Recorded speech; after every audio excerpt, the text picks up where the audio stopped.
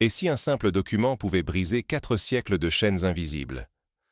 Imaginez qu'un bout de papier, émis au cœur du Sahel, ait le pouvoir de bouleverser non seulement l'ordre mondial, mais aussi la mémoire collective d'un peuple trop longtemps dispersé. Depuis 400 ans, l'histoire de l'Afrique et de sa diaspora se raconte à travers la violence de la déportation, l'effacement de la mémoire, la séparation de familles entières. Les navires partis des côtes ouest du continent transportaient bien plus que des corps. Ils arrachèrent des âmes, imposaient une amnésie, rayaient des noms millénaires, coupaient le fil de la lignée. Des millions d'hommes, de femmes et d'enfants, éparpillés de Harlem à Kingston, de Port-au-Prince à Atlanta, ont hérité de cette douleur et de ce vide, génération après génération. On nous a répété que notre histoire commençait dans les chaînes et s'achevait sur le bloc d'enchères. On nous a appris à croire qu'il n'y avait pas de retour, pas de maison, pas de place pour guérir. Mais aujourd'hui, ce mensonge historique vole en éclats. Pas grâce à des excuses formelles ou à un colloque d'universitaires occidentaux. Non, tout a basculé par un acte politique sans précédent. Le Burkina Faso, à travers un décret retentissant, offre à la diaspora africaine le premier passeport des États-Unis d'Afrique. Ce n'est pas une réparation symbolique. Ce n'est pas une promesse vide. C'est un changement radical de paradigme. Pour la première fois, l'Afrique elle-même redéfinit les conditions de l'appartenance, de la mobilité, de la puissance. Un simple document, certes, mais un document qui inverse 400 ans de normes imposées. Il s'agit d'un passeport, oui, mais aussi d'un acte de reconnaissance. Tu es des nôtres, où que tu sois né, quelle que soit la langue que tu parles, peu importe les frontières qui t'ont séparé de la terre de tes ancêtres. Ce geste n'est pas simplement administratif, il est la réponse à une attente de siècles, une invitation à rentrer, à reconstruire, à retrouver la dignité perdue. Pour la diaspora, c'est la chance de réécrire son histoire, de passer de l'exil à l'ancrage, du déracinement à l'appartenance. Mais l'enjeu est immense, perpétuer l'amnésie ou saisir l'opportunité d'une renaissance collective. Rester prisonnier d'une histoire de dépossession, ou devenir acteur d'un nouvel ordre mondial. Alors, pourquoi ce passeport a-t-il déjà ébranlé l'Occident et touché les cœurs à travers les océans? Pour comprendre la portée révolutionnaire de cette décision, il faut remonter à ses racines, décrypter son contexte et saisir l'onde de choc qui parcourt aujourd'hui le monde noir. Ce n'est pas le fruit du hasard. L'Afrique prépare son retour depuis des décennies. Pour comprendre la portée historique de l'émission du passeport des États-Unis d'Afrique par le Burkina Faso, il faut remonter loin dans le temps, revenir à la blessure originelle, celle infligée il y a plus de 400 ans, quand des millions d'hommes, de femmes et d'enfants furent arrachés à leur terre, dispersés, réduits au silence, privés de leur nom et de leur lignée. Le traumatisme de la traite transatlantique, puis les siècles de colonisation et de domination néocoloniale, ont forgé une histoire où l'Afrique, trop souvent, n'était qu'un décor, jamais l'actrice de son propre destin. Mais aujourd'hui, c'est tout un continent qui renverse la table, et ce n'est pas une coïncidence. Si le Burkina Faso, en tête de file, émet ce passeport qui appelle officiellement la diaspora à revenir, c'est parce que, depuis des années, une révolution silencieuse s'opère dans le Sahel. Ce n'est pas une déclaration romantique, ni un geste symbolique pour draguer des investisseurs étrangers. C'est l'aboutissement naturel d'un choix politique, d'un réveil souverain. Regardez ce qui s'est passé ces derniers mois. Les États du Sahel n'ont pas seulement parlé de dignité, ils l'ont incarnée. Les forces étrangères, qui stationnaient depuis des décennies sous prétexte de sécurité régionale, ont été priées de quitter le territoire. Les bases militaires qui rappelaient, chaque jour, la présence d'une tutelle occidentale, ont fermé leurs portes. Et ce n'est pas tout. La reprise du contrôle total sur les ressources naturelles, or, minerais, terres agricoles, a envoyé un message très clair au monde entier. La richesse africaine appartient d'abord aux Africains. Pour la première fois, le vieux mécanisme d'asservissement, qui allait de l'aide conditionnée jusqu'au contrat léonin d'exploitation, vacille. Les institutions financières occidentales ne dictent plus l'agenda. Les agences d'aide internationales n'écrivent plus le futur des villages. Les citoyens du Burkina Faso, du Mali, du Niger, n'attendent plus qu'une ONG vienne creuser leur puits ou tracer leur route. Ils le font eux-mêmes, avec leurs mains calleuses, leur ingéniosité, leur volonté farouche de ne plus jamais dépendre d'autrui. On voit naître une génération qui refuse la posture de victime, qui refuse le récit d'une Afrique en attente d'aide, et qui bâtit, pierre par pierre, une nouvelle souveraineté. Tout cela a un prix et un risque. Car si ce grand élan d'autonomie venait à échouer, si l'Afrique ne parvient pas à transformer l'essai, alors le vieux cycle de dépendance, de fragmentation, d'exclusion continuera. L'espoir d'une appartenance retrouvée, d'une dignité reconquise, s'éteindrait pour des millions de personnes, à la fois sur le continent et dans la diaspora. Ce n'est pas qu'une question de ressources ou de prestige. C'est la possibilité, ou non, d'en finir avec une longue nuit de dépossession, de reprendre possession de soi, de recréer un lien vivant entre passé et futur, entre la terre natale et la mémoire dispersée. Le passeport panafricain est donc bien plus qu'un document administratif. C'est le fruit d'une lutte, expulsion des influences étrangères, réappropriation des richesses, affirmation d'une souveraineté politique et culturelle. C'est un appel lancé à tous ceux qui se sentent africains, où qu'ils vivent, à rejoindre une révolution qui ne demande plus la permission à personne.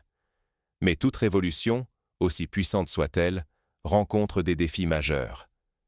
Car que se passe-t-il lorsque des milliers, voire des millions d'enfants arrachés à leur terre d'origine, décident soudain de rentrer chez eux? Comment un continent, qui se relève à peine de ses batailles pour l'indépendance économique, peut-il porter le poids immense de ce retour historique? Le retour massif bouleverse l'équilibre fragile d'un continent en pleine mutation. Depuis l'annonce du passeport des États-Unis d'Afrique par le Burkina Faso, c'est un raz-de-marée inattendu qui déferle sur tout le continent. Les ambassades sont inondées de demandes, de courriers venus de Harlem, de Kingston, de Chicago, parfois écrits dans un français hésitant, en anglais, en créole haïtien ou dans des dialectes oubliés.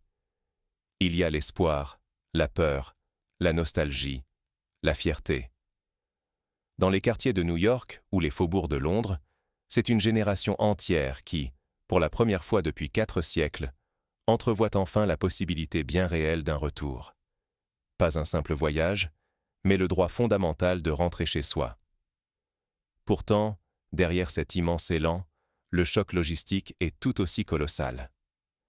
À Ouagadougou, le siège du nouveau passeport africain, l'administration vacille sous le poids d'une histoire que rien n'avait préparée à gérer. Des centaines de bénévoles burkinabés, souvent jeunes, travaillent sans relâche pour vérifier les arbres généalogiques, traduire des certificats de naissance, éplucher des archives coloniales poussiéreuses, une course folle contre le temps pour reconstituer le cercle brisé d'une famille dispersée sur plusieurs continents. Ce n'est plus une simple promesse politique, c'est une opération de sauvetage identitaire. Chaque dossier validé est une victoire sur l'oubli, chaque passeport délivré, un pansement sur une blessure ancienne. Mais la réalité ne se limite pas à l'administration. Dans la rue, la vie change. L'arrivée soudaine de milliers de membres de la diaspora engendre une vague d'émotions rarement vues. Des pleurs de joie chez ceux qui retrouvent enfin un acte d'appartenance, des célébrations spontanées, des scènes de retrouvailles déchirantes. Mais derrière l'euphorie, il y a la crainte. À Accra, Lomé, Dakar, des marchés entiers bruissent de conversations inquiètes.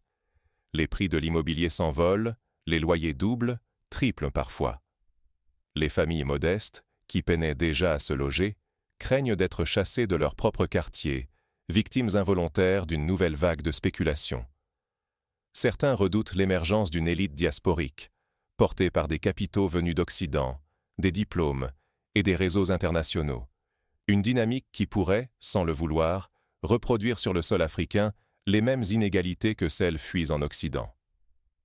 Le spectre d'un apartheid économique, où les revenants deviendraient une minorité dominante sur les natifs, hante désormais les esprits. Ce ne sont pas des murmures de haine, mais la peur viscérale de voir, une fois de plus, l'unité africaine voler en éclats. Et pourtant, l'Afrique ne ferme pas les yeux sur ses propres faiblesses. Contrairement à ce que voudraient certains, le continent ne laisse pas la division s'installer dans l'ombre. L'Union africaine, main dans la main avec des États pilotes comme le Ghana, l'Afrique du Sud ou le Burkina Faso s'attellent à un immense travail d'équilibre. Fixer des quotas rigoureux sur l'acquisition de terres par les nouveaux arrivants, instaurer des lois anti-spéculation, créer des programmes de cohabitation linguistique et veiller à ce que l'intégration ne soit pas synonyme d'exclusion pour les populations locales. Ce retour doit être celui d'une famille qui se retrouve, pas d'un nouveau clivage entre frères de sang. Car si l'intégration échoue, la fracture sera profonde. Tout le rêve d'unité, de souveraineté retrouvée, risque de s'effondrer dans une nouvelle vague de méfiance, de jalousie, de divisions internes, et ce, au moment même où l'Afrique ose redéfinir sa place dans le monde. Ici, l'enjeu n'est pas seulement matériel.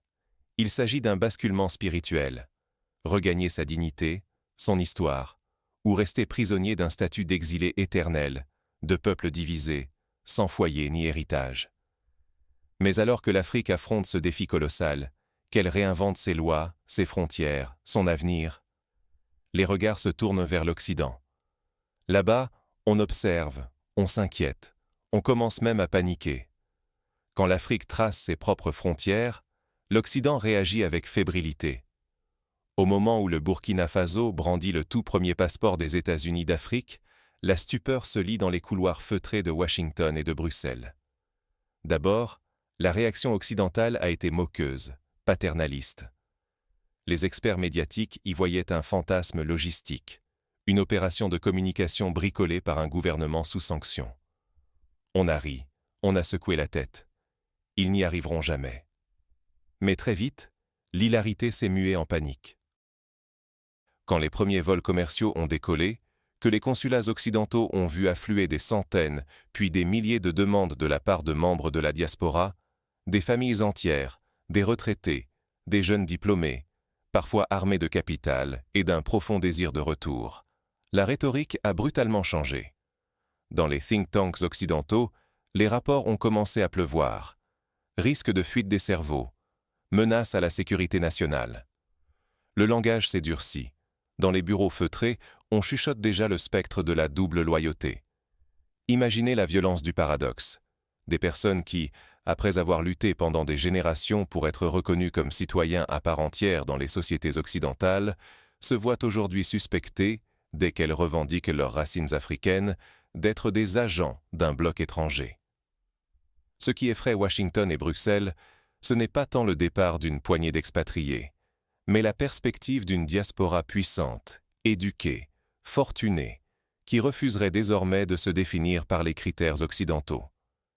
C'est la promesse d'un monde où l'Afrique ne serait plus un terrain de jeu, mais un acteur qui dicte ses propres règles. Face à cette panique, l'arsenal classique de l'Occident se met en branle. Menaces de restriction de visas, tentatives de dénigrement du passeport africain dans les médias, pressions économiques, rumeurs d'isolement financier. Mais cette fois, le Burkina Faso et ses alliés ne tremblent pas. Leur message est clair. Nous ne demandons plus l'autorisation à personne. Pour la première fois, c'est l'Afrique qui fixe les conditions d'appartenance, de mobilité, de citoyenneté. Les lignes bougent. Les anciens maîtres des frontières, ceux-là même qui criminalisaient la mobilité africaine tout en pillant ses richesses, se retrouvent à supplier pour que l'exode ne vide pas leurs universités, leurs hôpitaux, leurs entreprises. Ce basculement provoque un débat mondial inédit. L'Afrique, menacée de sanctions, d'isolement, est-elle en train de se refermer sur elle-même ou de redéfinir radicalement la souveraineté au XXIe siècle? Les enjeux sont colossaux, pour tous. Pour chaque membre de la diaspora, pour chaque Africain resté sur le continent, l'heure n'est plus à la plainte, mais au choix. Saisir cette chance, c'est peut-être retrouver une identité volée, une fierté, la possibilité de participer à la construction d'un nouvel ordre mondial.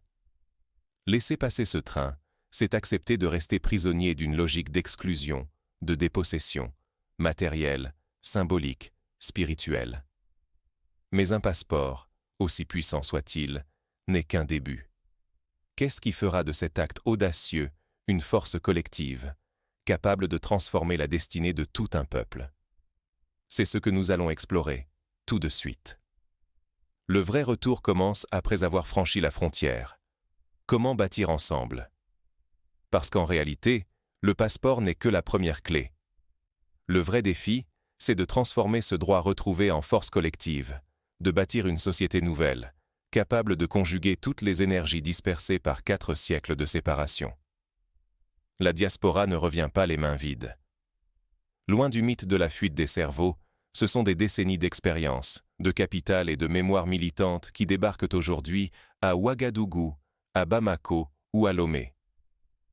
Pensez à ces anciens des mouvements des droits civiques, aux femmes et hommes qui ont lutté, parfois au péril de leur vie, pour forcer l'Amérique à tenir ses promesses. Leur engagement, forgé dans la douleur, la résistance et l'organisation collective, rejoint aujourd'hui la fougue, la créativité et l'audace révolutionnaire de la jeunesse africaine. Ce choc des vécus, c'est une alchimie inédite, la sagesse de ceux qui ont tout vu, l'énergie de ceux qui veulent tout construire. Imaginez ce que cela signifie, concrètement. Dans l'agriculture, des terres autrefois accaparées ou abandonnées sont rachetées non pas pour être exploitées, mais pour être protégées et fertilisées. Les investissements ne servent pas à extraire, mais à nourrir et à transmettre. Dans la technologie, la diaspora apporte des réseaux, des savoir-faire et des capitaux, mais aussi une vision globale. On bâtit des pôles d'innovation capables de rivaliser avec la Silicon Valley, mais enracinés dans le réel africain. Et dans l'éducation, la révolution est peut-être la plus profonde. On rompt avec les vieux manuels écrits par d'autres. On réécrit une histoire commune, non plus comme une longue défaite, mais comme une suite de victoires arrachées à l'adversité. Les livres, les films, les musiques racontent désormais la dignité retrouvée, la puissance d'un retour qui n'est plus un repli, mais une conquête. Mais il y a un risque, rater cette greffe unique entre ceux qui reviennent et ceux qui sont restés. Si la rencontre dérape, si l'on laisse s'installer la méfiance ou les malentendus, tout cela pourrait se dissoudre en frustration, en querelle de légitimité, en gaspillage de ressources et de potentiel irremplaçable. Il ne s'agit pas seulement de partager un passeport, mais d'inventer une culture commune, d'élaborer un nouveau contrat social. Cela demande humilité, patience et la volonté d'écouter autant que de transmettre. C'est ici que chacun a un rôle à jouer, car la Renaissance africaine, ce n'est pas seulement une idée, c'est un projet de société où la puissance ne se mesure plus à la capacité de dominer, mais à celle d'unir et d'harmoniser. Le Burkina Faso, en prenant cette initiative, propose un modèle alternatif, celui d'une Afrique qui accueille, qui façonne l'avenir avec toutes ses composantes, qui ose dire au monde « Nous écrivons nos propres règles et nous invitons notre famille à les écrire avec nous ». Alors, que reste-t-il à accomplir? Quel sera le rôle de chacun dans ce grand chantier de reconstruction, d'appartenance et de dignité? Les chaînes sont brisées, les portes sont ouvertes, et maintenant? C'est la question essentielle, celle qui, aujourd'hui, te concerne directement. Car ce qui se joue sous nos yeux n'est pas une simple réforme administrative, ni un symbole à savourer de loin. L'émission du passeport des États-Unis d'Afrique, à partir du Burkina Faso, est un geste sans retour. Pour la première fois, l'Afrique ne subit plus l'histoire, elle la façonne. Elle regarde sa diaspora, celle qui a été arrachée, dispersée, meurtrie pendant 4 siècles, et lui dit « Rentrez, reprenez place, construisons ensemble ». Ce n'est plus l'Afrique fragmentée, dépendante, vue par le prisme occidental. Ici, le rapport de force s'inverse. L'Afrique devient créatrice des règles du jeu, de l'appartenance, des frontières, du pouvoir d'agir. Elle ne quémande plus la reconnaissance. Elle offre la possibilité, pour chaque enfant du continent et de la diaspora, de redevenir maître de son destin. Mais ce nouvel horizon pose une question intime à chacun d'entre nous. Que faisons-nous de cette ouverture? Resterons-nous spectateurs, à distance, prisonniers d'une histoire de dépossession, de perte, de nostalgie? Ou allons-nous oser franchir le seuil, avec tout ce que cela implique?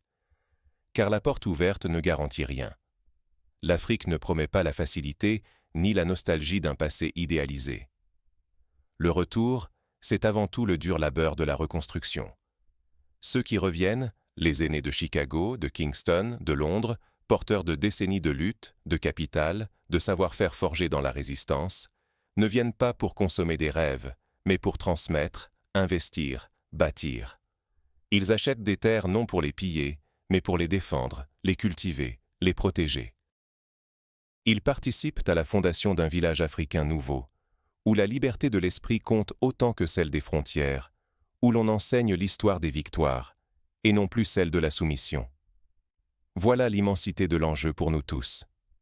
Participer, c'est choisir de s'engager dans la Renaissance, reprendre possession de son identité, de sa dignité, de son héritage, et contribuer à l'émergence d'un nouvel ordre mondial. Refuser ou ignorer cet appel, c'est rester lié à l'ombre du passé, laisser d'autres écrire, sans toi, le chapitre de la puissance retrouvée. La boucle historique est bouclée, mais la vraie histoire commence maintenant.